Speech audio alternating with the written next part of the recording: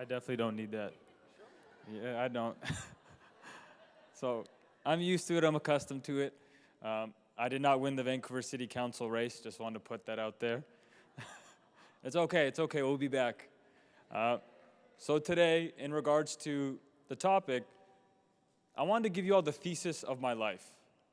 It's this one sentence that has always been in my. It's really weird. I don't know how it's happened, but we'll dissect it today. And this is the thesis. A person that knows one religion knows none. Right? So, thank you. I did not come up with that. I definitely did not come up with that. But I want to, I guess, rewind. How did I get to that? So I like to believe, or I used to believe, that I lived a pretty normal childhood. It was pretty normal. You know, I was born at a hospital. I went to kindergarten. I went to preschool.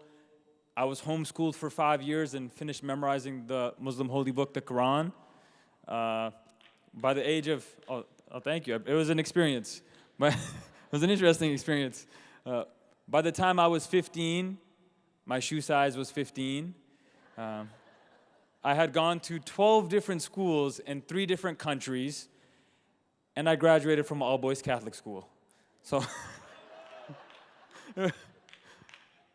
it's safe to say I was the only Abubakar in a room full of Isaiahs and Andrews.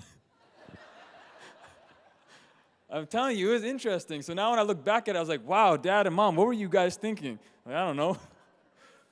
So now let's fast forward. 2016, I want to paint this picture for you. It was a moment that really shaped my life. So has anyone here ever been to Vancouver? Oh my goodness gracious, wow. So everybody here probably has heard that in Vancouver we just complain about the weather. And it's not even that bad, it just rains a lot. It's nothing compared to Toronto. Nothing. That's why I count my blessings. But now get this, 2016 December, we're having the worst winter we've had, they said in about 60 years. And I remember, again, I'm always in weird situations, as you can tell. So I'm sitting at City Hall with a bunch of interfaith leaders, and I'm the youngest person in the room. I'm just sitting there. I was like, what am I doing here? How did I make it here? This is either the pinnacle of my life or I've really just, I don't know, it's all downhill from here. I'm sitting in this room, and all the interfaith leaders are all saying that, you know, we're doing this, and they're talking about the homelessness issue. Because the weather was so bad, there was over 600 people that were living on the streets at that time. All the shelters are at capacity. So you have the imam saying, you know, we're doing this. You have the priest saying, you know, and we're doing this. And you have different people from the different groups saying, we're doing this. And there was a moment that just really, it was a slap on the face of everybody, this one moment. The head of the morgue, he looks up and he says, the morgue is at capacity. And so for myself, I'm sitting there and I realize, you know, it seems like everything we've been doing hasn't really been working. But also, as you can see with my interesting upbringing, I was accustomed to hanging out with everyone. And I could tell that in that room, all of these people were doing great work, but in their own echo chambers. So what I did was, utilizing the privilege that I had, my grandfather's brother opened the first mosque in British Columbia in the 60s. So I thought, hey, you know what? It's just a building. That people are dying, why don't we utilize this? So I got my friends together, there's 10 of them from different groups. One was atheist, one was Christian, 2 of them were Sikh, from different groups. And we got together at the mosque and we said, let's open it up as a homeless shelter. And thank you. But the first night, nobody showed up. So we thought, okay, you know what, let's do this. We're going to do this. So this is the week before Christmas. We ended up opening up this mosque as a homeless shelter for an entire week, but it gets better. Has anybody had langar so far this week? Raise your hand. It was good, right? It's phenomenal. We had langar from the Gurdwara coming to the mosque. This is it, to feed the people that were staying with us. And then we had people from the different synagogues coming and helping us with getting equipment, getting supplies. And then we were distributing food every single day outside of a church in downtown Vancouver. We were working together. Now, thank you.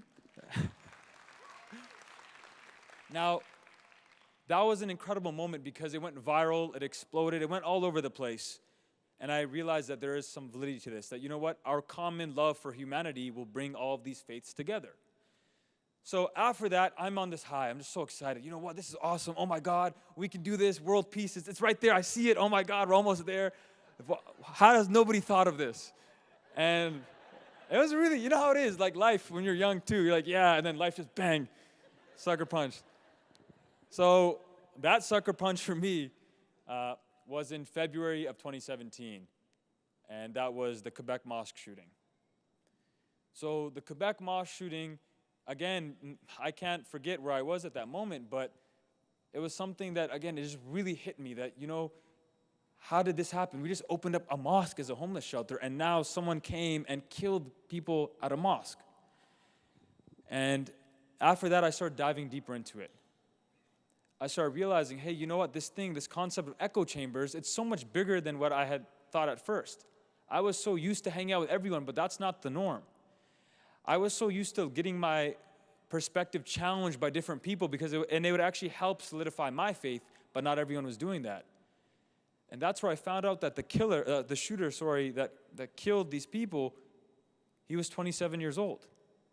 And the echo chamber that we have in reality, which is hanging out with our own different groups, even at the mosque, you hang out with, I'm Sunni or I'm Shia, and then it's, you know, it never is. You can never be the right group.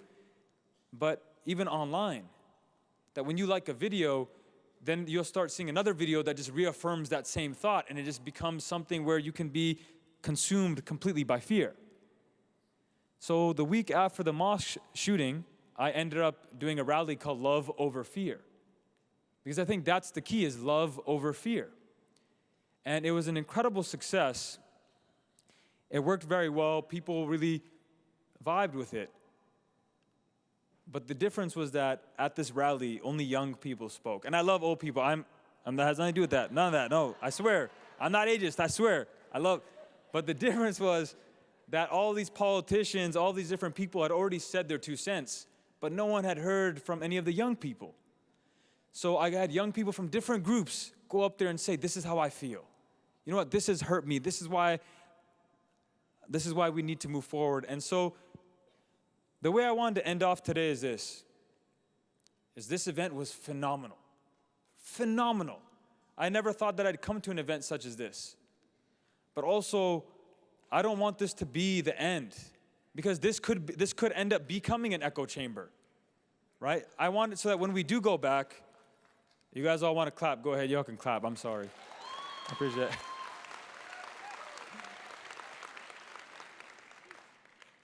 But, what was that? I see the time limit, that's what it is. I got a lot of things I got to get off my chest. But the thing is now all of the work that I've been doing has been connecting all of these different echo chambers.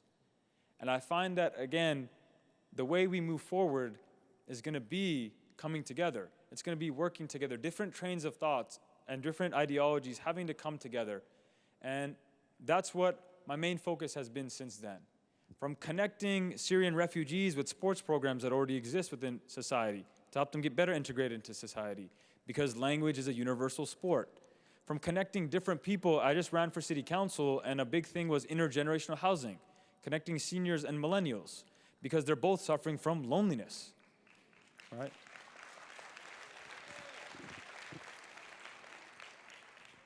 And so all of this stuff, again, the main thing is, I think when you go to a lot of schools and you're that guy that sticks out like a sore thumb, you kind of know what it feels like to be disconnected.